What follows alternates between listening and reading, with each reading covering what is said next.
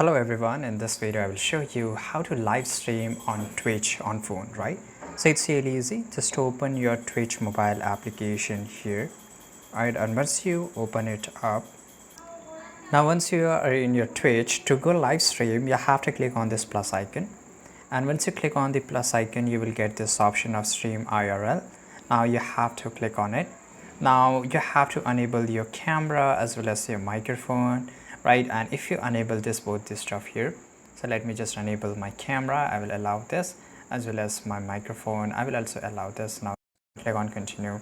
Now the streaming has been started, right? Now so this way you have to just go to stream, and if you just go to the plus icon, you can go to the creator dashboard and you can see here, right? And here you can just go to the stream manager, right? You can see this is the one of the stream which we just did it, right? And it's showing offline because we went offline instantly.